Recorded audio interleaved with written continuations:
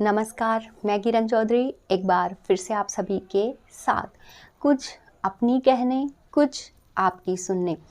देखिए ये जो कोरोना का समय है बहुत मुश्किल भरा है सभी के लिए। स्पेशली आज मैं बात करूँगी उन लोगों की कुछ लोग ऐसे हैं जैसे ही ये कोरोना ख़त्म होगा, लॉकडाउन ख़त्म होगा, घरों से बाहर निकलेंगे, वो वापस अपने काम धंधा जो भी उनका था उसको संभाल लेंगे।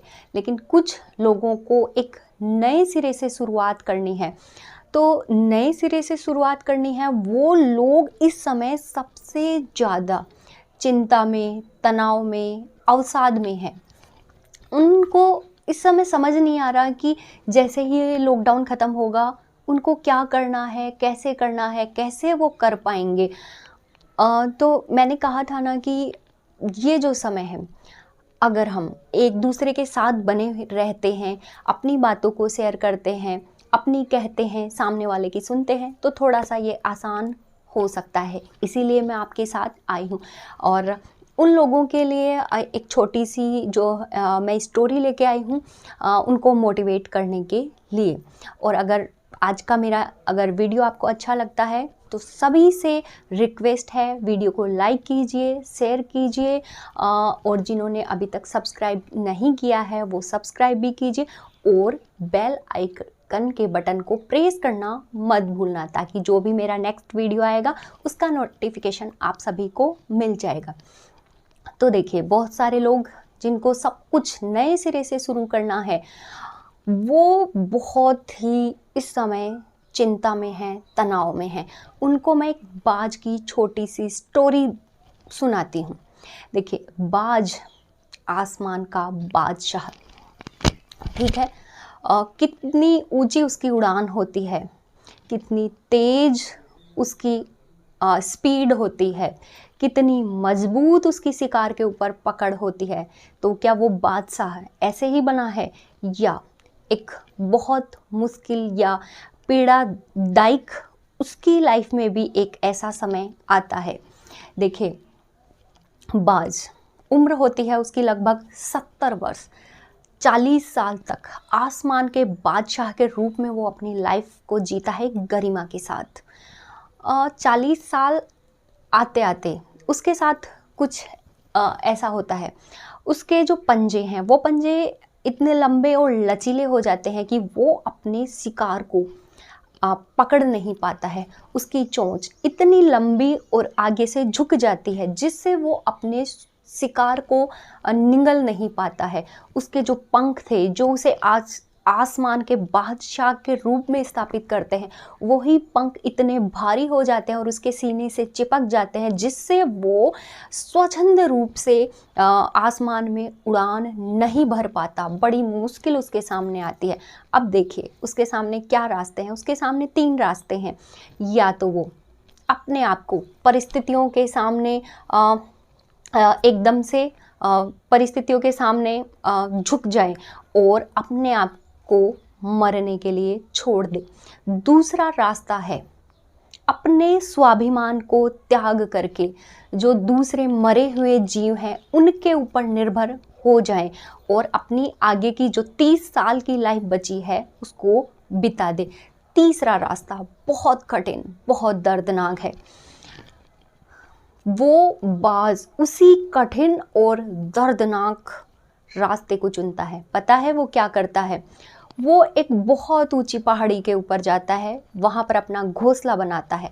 जो उसके पंजे बहुत लंबे और लचीले हो गए थे, सबसे पहले वो उन अपने पंजों को तोड़ देता है।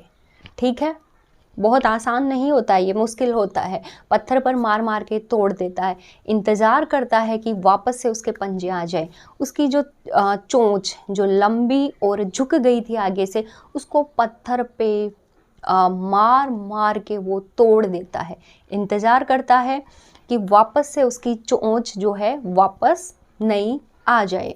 उसके बाद वो उसके जो पंख थे, जो उसको ऊंची उड़ान भरने में रुकावट पैदा कर रहे थे, अपनी चोंच से एक एक पंख को नोच करके निकाल देता है।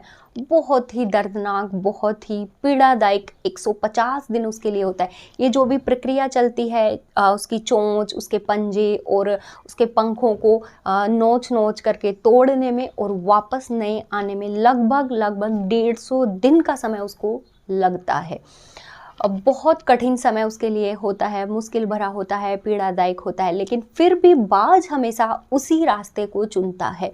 और जब 150 दिन का ये समय होता है, उसके बाद बाज वापस तैयार हो जाता है, आसमान के बादशाह के रूप में अपने आप को स्थापित करने के लिए। तो देखिए, मैं ये कहना चाहती हूँ बाज की इस छोटी सी स्टोरी से कि हर इंसान की लाइफ में एक समय ऐसा आता है, वही 30 साल, 40 साल या 50 साल, कभी भी हो सकता है ये, जब उसे एक बार वापस अपने आप को स्थापित करने के लिए, वापस सम्मान भरी लाइफ को जीने के लिए उसके सामने कई ऑप्शन होते हैं, कुछ सरल ऑप्शन होते हैं, लेकिन वो उसका आत्मसम्मान छीन लेते हैं। कुछ ऑप्शन हैं जो थोड़े कठिनाई भरे हो सकते हैं, लेकिन वो वापस उसको एक सम्मान भरी ज़िंदगी जीने के लिए तैयार कर देते हैं।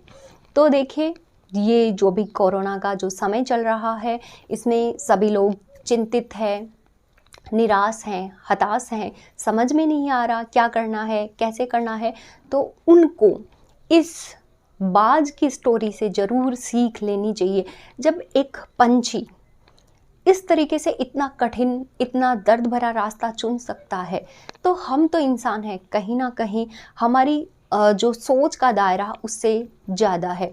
हम भी इस तरीके से, जैसे ही ये कोरोना ख़त्म होगा, उसके बाद अपनी जो भी आगे की जो लाइफ होगी, उस लाइफ में क्या करना है, कैसे करना है, कठिन भरा हो सकता है, मुश्किल हो सकता है, दर्दनाक हो सकता है, लेकिन अगर आप अपनी हिम्मत के साथ डटे रहेंगे, जो भी कठिनाई आएगी, उन कठिनाइयों का सामना करने के लिए तैयार रहोगे, तो ज़रूर आप अपने आप को दोबारा से स्थापित कर लोगे और वापस से एक सम्मान भरी ज़िंदगी जीने के लिए अपने आप को तैयार कर लोगे। हाँ, देखिए, ऐसे समय में बहुत सारे लोग, जब सब कुछ अच्छा चल रहा था, आपके साथ थे, आपका सहयोग कर रहे थे, लेकिन जैसे ही बुरा वक्त शुरू हुआ, उन सब ने कन्नी काटनी शुरू कर दी। वो ही आपका मजाक उड़ा रहे थे कि ठीक है, आपने इतनी अब आपकी लाइफ में कुछ नहीं बचा है, अब आप 30 के हो गए, 40 के हो गए, 50 के हो गए, अब बुढ़ापे में आप क्या कर सकते हो, कुछ नहीं करना, जैसी आपकी लाइफ चल रही है चलने दो। लेकिन आप उस बात को देखिए ना, जो 40 साल की उम्र के बाद ऐसा कठिन निर्णय लेता है, तो हम तो इंसान हैं, हम क्यों नहीं ले सकते। फिर चाहे आप 30 के हो, 40 के हो, 50 के हो, जो भी हो, आगे की जितनी भी आपकी लाइफ बची है, उसको अगर आपको सम्मान के साथ जीना है, तो आपको दृढ़ निश्चयी होना ही होगा।